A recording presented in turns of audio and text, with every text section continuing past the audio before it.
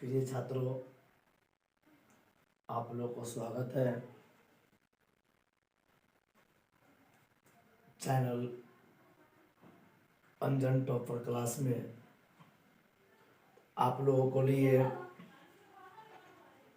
Class 10th के physics के पहला पाठ प्रकाश के प्रवर्तन एवं अपवर्तन लेके आए हैं। तो बिन समय गंवाए आप लोगों को पाठ की ओर ले चलते हैं। देखते हैं प्रकाश यानी प्रकाश का मतलब होता है वो प्रकाश वह बाहरी भौतिक कारक है जो हमें किसी वस्तु को देखने में सहायता करता है या करती है। यानी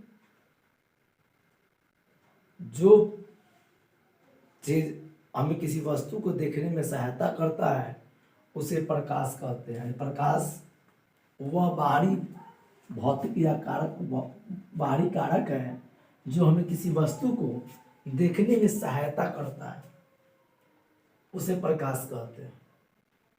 प्रकाश के कई गुण हैं। इसमें से एक गुण है प्रकाश सीधी रेखा में गमन करती है।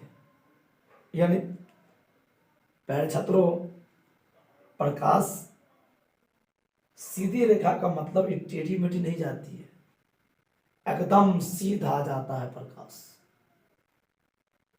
हाँ, ये अलग बात है कि जब ये छोटे छोटे कोनों पर पड़ते हैं तो ये मुड़ जाता है, उसको विवर्तन कहते हैं। यानी प्रकाश हमेशा सीधा रेखा में गमन करता है।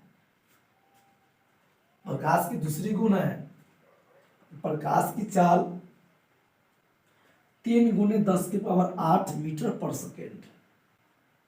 यानी प्रकाश 3 गुने 10⁸ मीटर प्रति सेकेंड की चाल से चलती है। उसी को कन्वर्ट किया गया कि 3 लाख किलोमीटर प्रति सेकेंड। यानी प्रकाश 1 सेकेंड में 3 लाख किलोमीटर जाती है, जो काफी दूरी होती है। प्रकाश निर्वात में भी गमन करती है। यानी प्रकाश का तीसरा गुण है कि प्रकाश निर्वात, मतलब जब हम लोग स्पेस में जाते हैं, अंतरिक्ष में, तो वहां पर एक दूसरे के ध्वनि को नहीं सुन पाते हैं क्योंकि वहां कोई माध्यम नहीं है। लेकिन प्रकाश एक ऐसा भौतिक कारक है जो निर्वात में भी गमन करता है, और निर्वात में भी काफी तेजी से, मतलब खाली जगह में भी प्रकाश बहुत तेजी से गमन करता है। इसी को निर्वात कहते हैं। प्रकाश निर्वात में भी गमन करता चलता है। प्रकाश एक विद्युत चुंबकीय तरंग है। आप लोग देखे होइएगा, इस सोलर प्लेट को जब धूप में रख दिया जाता है सूरज की रोशनी में, तो बैटरी चार्ज हो जाती है। उसको हम लोग उपयोग करते हैं बल्ब जलाने में, पंखा चलाने में या अन्य घरेलू काम में। यानी प्रकाश में एक विद्युत चुंबकीय तरंग होता है, जो तरंग का उपयोग हम लोग ऊर्जा के रूप में विद्युत के रूप में करते हैं। प्रकाश एक ऊर्जा है। आप लोग देखिएगा, जब कपड़ा को हम लोग वस्त्र को धोकर धूप में रख देते हैं तो वह सूख जाती है, या जब हम धूप में जाते हैं तो गर्मी महसूस होती है। यानी प्रकाश में एक ऊर्जा है। यानी प्रकाश एक ऊर्जा है। तो प्रकाश के यह 5 गुण हुआ। इससे आगे आते हैं प्यारे छात्रों, किरण, यानी रे इसको बोलते हैं। तो प्रकाश के गमन, यानी प्रकाश जो जाता है उसको किरण कहते हैं। प्रकाश के गमन के पथ को किरण कहते हैं, या प्रकाश के गमन पथ की दिशा को किरण कहते हैं। जैसे आप ये देख रहे हैं, यह किरण हुआ और यह इंडिकेट करता है कि प्रकाश इधर जा रही है।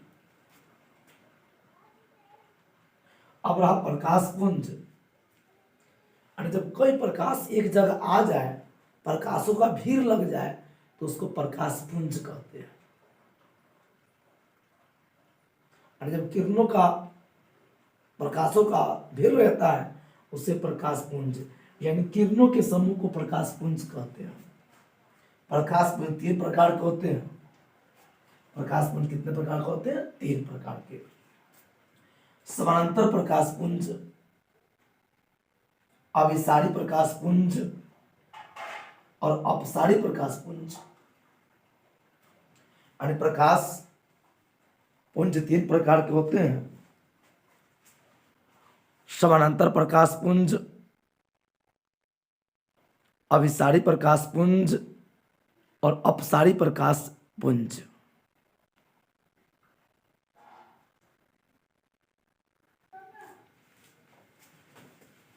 तो समानांतर प्रकाश पुंज जिस प्रकाश पुंज के सभी किरणें समानांतर होते हैं उसे समानांतर प्रकाश पुंज कहते हैं। तो सबसे पहले समझते समानांतर क्या होता है। तो समानांतर का मतलब होता है कि वैसी रेखा जो एक दूसरे को कभी नहीं काटे। वैसी रेखा जो एक दूसरे को कभी नहीं काटती है तो उसे समानांतर प्रकाश पुंज कहते हैं। इससे आप देखिएगा ये रेखा को कितनों बढ़ाएंगे तो ये कटेगा नहीं आपस में, तो इसको कहेंगे समानांतर प्रकाश पुंज। यानी प्रकाश को तो यानी ऐसा समूह जो एक दूसरे को नहीं काटती हो उसको समानांतर प्रकाश पुंज कहते हैं। और अभिसारी प्रकाश पुंज, तो जिस प्रकाश पुंज के सभी किरणें एक ही बिंदु पर मिलते हो। एक प्रकाश एक बिंदु पर जब मिलती है तो उसको अभिसारी, यानी अभि का मतलब होता है एक बिंदु पर मिलना। अभिसारी का मतलब होता है एक बिंदु पर मिलना। जब कई प्रकाश एक बिंदु पर मिलते हैं तो उसको अभिसारी प्रकाश पुंज कहते हैं। आप देखिए पिक्चर में, तो यहाँ 3 प्रकाश दिखाया गया है चित्र में कि 3 प्रकाश एक ही बिंदु पर आ रहे हैं। तो यानी कि कई प्रकाश जब एक ही बिंदु पर आके मिलते हैं तो उसको अभिसारी प्रकाश पुंज कहते हैं। अब अपसारी, अपसारी का अर्थ होता है कि एक जगह से अनेक प्रकाश का निकलना। एक जगह से अनेक प्रकाश जब निकलती है तो उसको अपसारी प्रकाश पुंज कहते हैं। आप पिक्चर में देखिए कि यहाँ से 3 प्रकाश एक ही बिंदु से निकल रही है। जब अनेक प्रकाश एक ही बिंदु से निकलती है तो उसको अपसारी प्रकाश पुंज कहते हैं। जब एक ही बिंदु से कई प्रकाश निकलते हैं तो उसको कहते हैं अपसारी प्रकाश पुंज। तो उम्मीद करते हैं कि आपको तीनों अच्छी तरह समझ गए होंगे कि समानांतर प्रकाश पुंज, अभिसारी प्रकाश पुंज और अपसारी प्रकाश पुंज।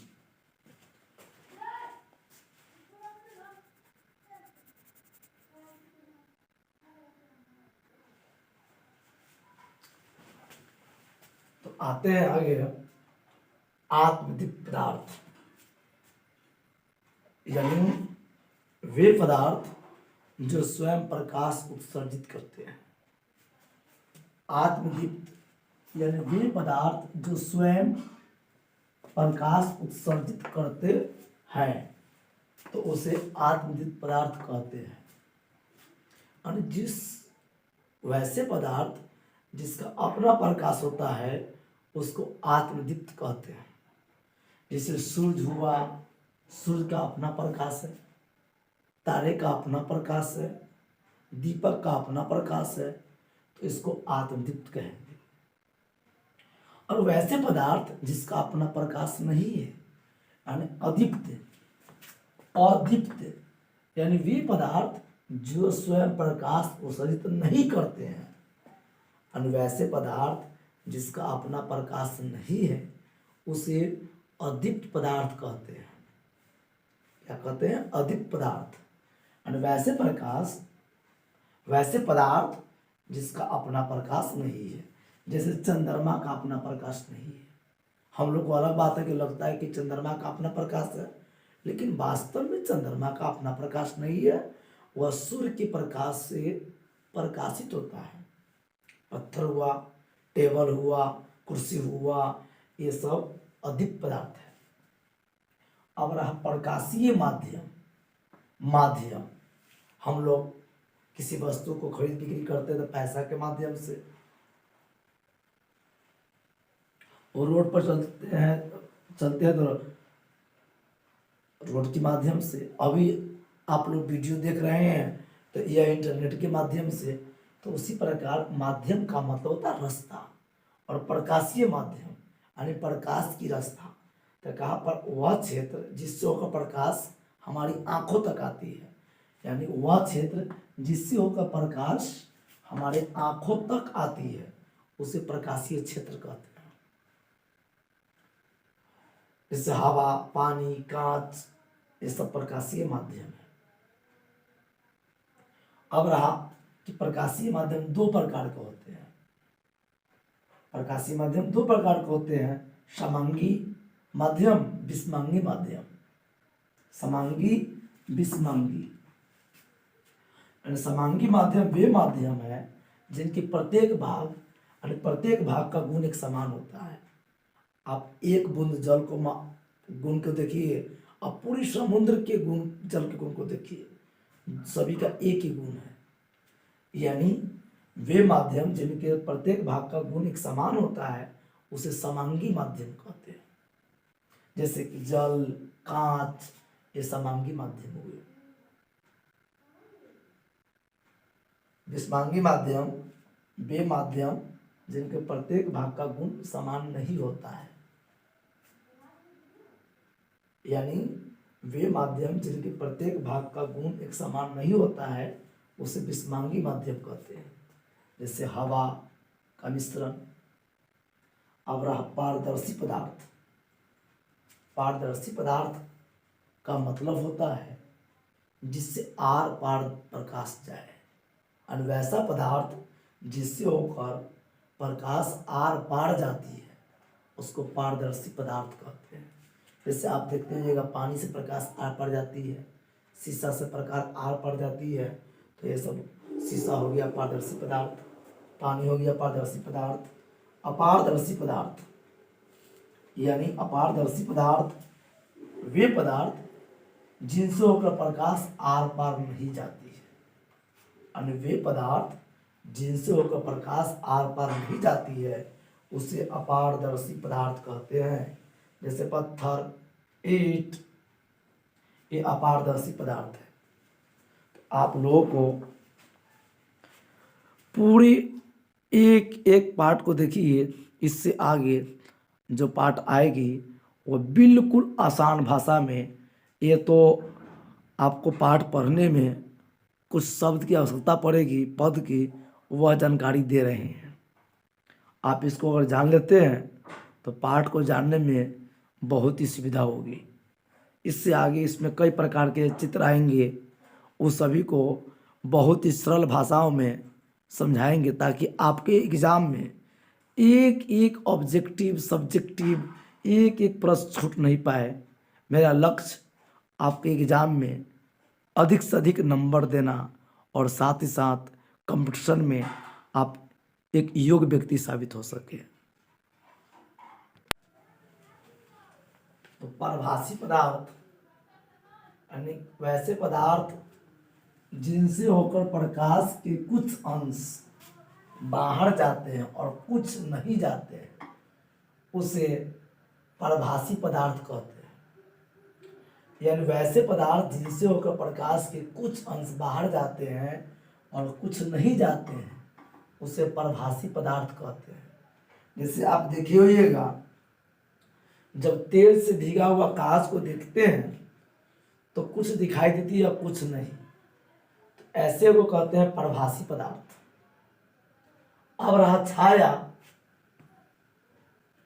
तो प्रकाश जब जाती है और उसके रास्ते में जब अपारदर्शी वस्तु को रख दिया जाता है तो वहां पर एक अंधेरा क्षेत्र बनता है जिसको कहते हैं छाया। यानी प्रकाश के गमन के पथ में जब कोई अपारदर्शी वस्तु रख दी जाती है तो वहां एक अंधेरा टाइप का जगह बन जाता है जिसको छाया कहते हैं। प्रकाश के प्रवर्तन, हमारा जो पाठ था प्रकाश के प्रवर्तन एवं अपवर्तन, तो अब आया प्रकाश के प्रवर्तन। और जब प्रकाश किसी सतह से टकराकर वापस लौट आती है या लौट जाती है तो उसे प्रकाश का प्रवर्तन कहते हैं। और जहां से लौटती है उसको परावर्तक कहते हैं। यानी प्रकाश जब लौट आ जाती है तो उसे प्रकाश का प्रवर्तन, और जिस जगह से लौट कर आती है उसे प्रकाश का प्रवर्तक कहते हैं। ऐसे चांदी को सबसे अच्छा प्रवर्तक माना गया है, यानी चांदी सबसे अच्छा प्रकाश के प्रवर्तक है। लेकिन सामान्यतः तो फिर हम लोग दर्पण का उपयोग करते हैं प्रवर्तक के रूप में। अब आते हैं प्रवर्तक को समझने के लिए एक समतल जगह को लेते हैं। मान जाइए एक समतल जगह है, दर्पण मानेंगे या परावर्तक सतह है। परावर्तक सतह है तो यह किरण आ रही है, इसको कहते हैं आपतित किरण, यानी आने वाले किरण को आपतित किरण।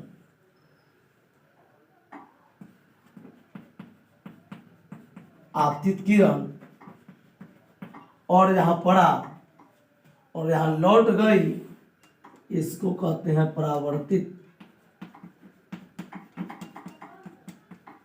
किरण।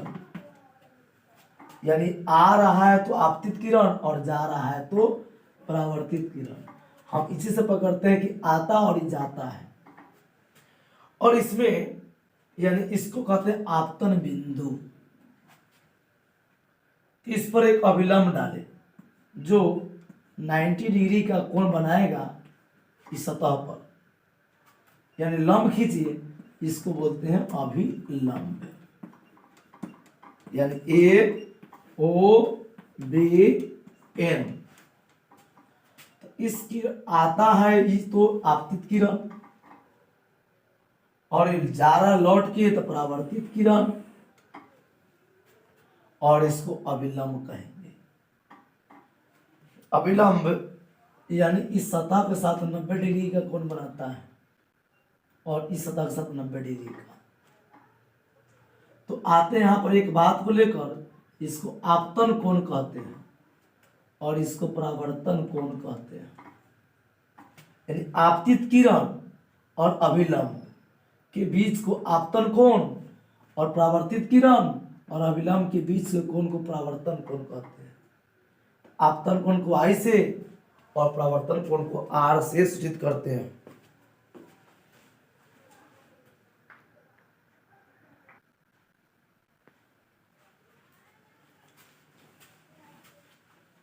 तो जब उस पिक्चर को देखते हैं, चित्र को, तो कहा आपतित किरण, यानी पहले प्रकाश के प्रवर्तन को समझने के से पहले कुछ नियम यानी कुछ पद को जान लीजिए, ताकि आपको पद यानी प्रकाश के प्रवर्तन समझने में आसान हो। तो आपतित किरण यानी सतह पर आने वाली किरण को आपतित किरण कहते हैं।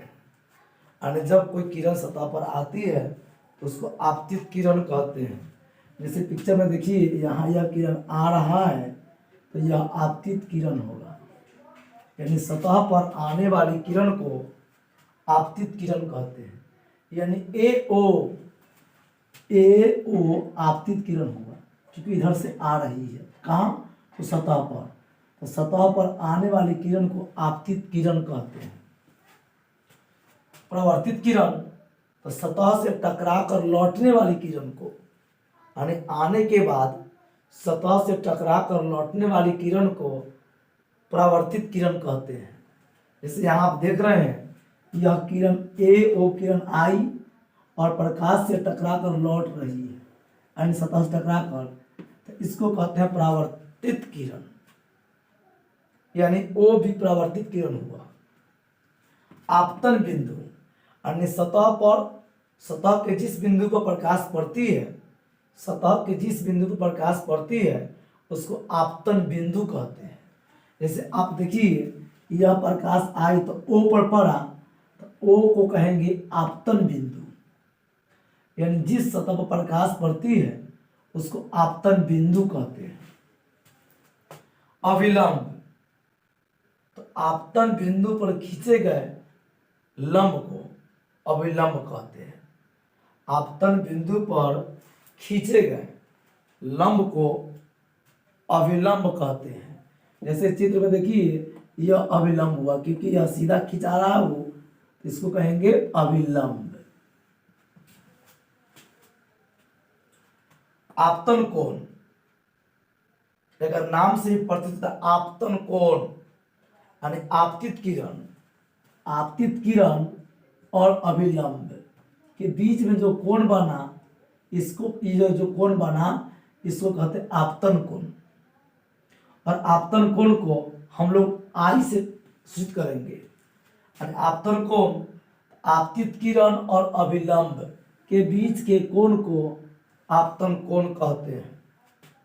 आपतन कोण को आई से सूचित करते हैं, याद रखिएगा आई से। परावर्तन कोण, तो परावर्तित किरण और अभिलंब, परावर्तित किरण और अभिलंब के बीच के कोण को परावर्तित किरण कहते हैं, सो परावर्तन कोण कहते हैं। तो यह हो गया आर, परावर्तन कोण। परावर्तन कोण को आर से सूचित करते हैं, स्मॉल आर से। अब आते हैं वीवीआई पॉइंट कि ये आपके लोग प्रकाश अक्सर एग्जाम में पूछती रहती है, प्रकाश के प्रवर्तन के नियम। तो प्रकाश के प्रवर्तन के दो नियम हैं। प्रकाश के प्रवर्तन के दो नियम हैं। उस नियम को जानते हैं। पहला नियम कहता है कि आपतित किरण, यानी ये आपतित किरण हुआ, परावर्तित किरण और अभिलंब एक ही बिंदु पर होते हैं। यानी प्रकाश के प्रवर्तन के पहला नियम कहता है, पहला नियम आपतित किरण, परावर्तित किरण और आपतन बिंदु पर डाले गए अभिलंब एक ही बिंदु के एक ही तल में होते हैं। यानी आपतित किरण, परावर्तित किरण और अभिलंब एक ही जगह पर होते हैं। दूसरा नियम कहता है कि आपतन कोण परावर्तन कोण के बराबर होता है। यानी जो ये हुआ आपतन कोण और परावर्तन कोण दोनों बराबर होता है। यानी कि कोण आई बराबर कोण आर। मेरे छात्रों, अगर आप लोगों को वीडियो अच्छा लगा लाइक कमेंट करें, सब्सक्राइब कर लें, ताकि मैं जब भी आप लोगों को अगला वीडियो डालूं तो आप लोग को नोटिफिकेशन मिलता रहे। और अपने दोस्तों के साथ ज़्यादा से ज़्यादा शेयर कीजिए। तो इसी के साथ मिलते हैं फिर अगली वीडियो में। आप लोगों को पूरे एग्जाम की तैयारी मैं एक एक चैप्टर, एक एक पॉइंट को लेकर समझाऊंगा। तो आप लोग प्रतिदिन बैच को देखें। तब तक के लिए धन्यवाद। जय हिंद।